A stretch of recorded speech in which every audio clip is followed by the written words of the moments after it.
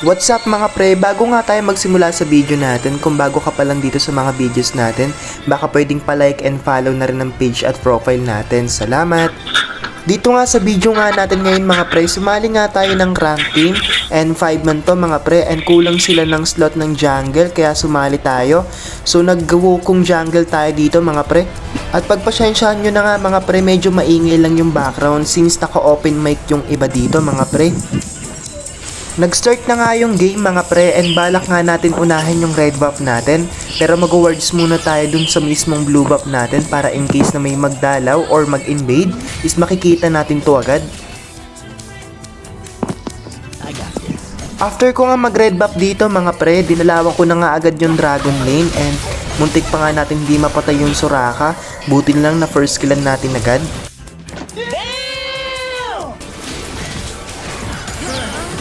Binala ko nga sanang patayin yung Vayne dito mga pre, kaso biglang may dumalaw. So napaatras tayo dito ng bahagya mga pre.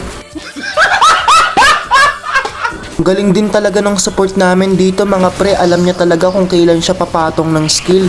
Buti na lang mga pre na micro namin dito yung kalaban at napatay pa nga namin yung mismong humabol sa amin. Kung mapapansin nyo sa map mga pre, dumalo pa nga yung Ari, buti na nakapag-wards kami dun. And yun nga, napatay pa nga namin yung Ari dito mga pre.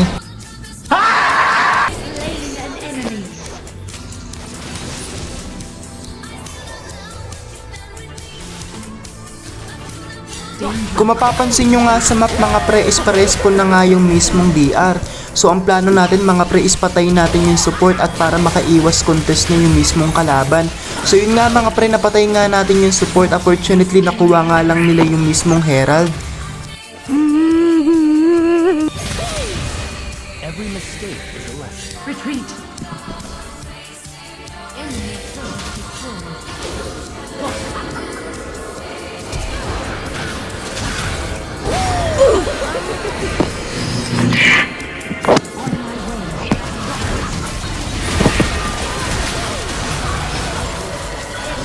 At ayun na nga mga pre, napansin ko nga yung Vayne na mag-isa lang dito at wala yung support niya. So balak nga natin to i-solo kill.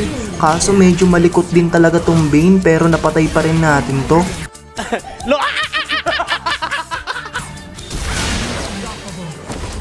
After ko nga mag-recall dito mga pre, napansin ko nga na nagbabakbakan sila dun sa mismong dragon lane.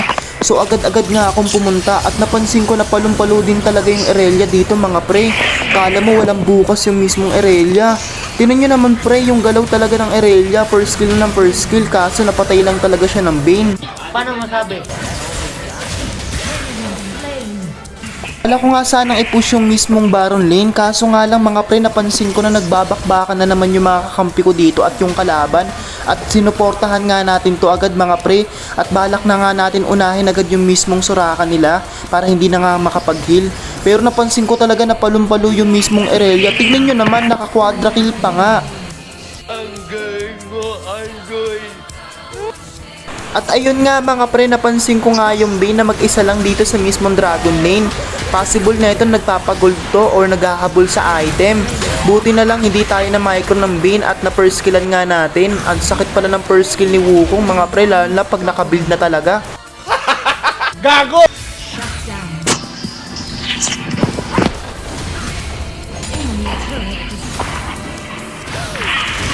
Ang lakas din talaga ng jungle dito nila mga pre. Tingnan mo naman mga pre, lamang na nga ako sa kill pero grabe din talaga yung damage na ito. Di ko alam kung OP lang talaga yung hero o medyo magaling lang talaga sa micro ng jungle.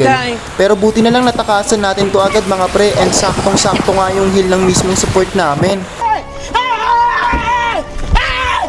Why are you running? Why are you running? After nga namin dito mag-DR mga pre, pumunta nga lang kami sa blue buff. Kaso biglang napalaban nga kami dito mga pre at pumalag na talaga yung kalaban. Grabe din talaga yung nakasama ko dito mga pre, palumpalo talaga. 5 man kung 5 man. So dito mga pre, balak sana akong patayin ng Vayne, kaso mas naunahan ko nga lang siya mga pre. At dito nga mga pre, binabol ko nga rin yung Ari at na first killan ko pa nga at napatay pa nga natin yung Ari. Wow! Wow! Naman! Dito nga mga pre, balak na talaga namin to tapusin kahit na wala ng minions. Unfortunately, namatay nga lang ako dito mga pre, pero yun nga, tapos na nga talaga tong laban mga pre.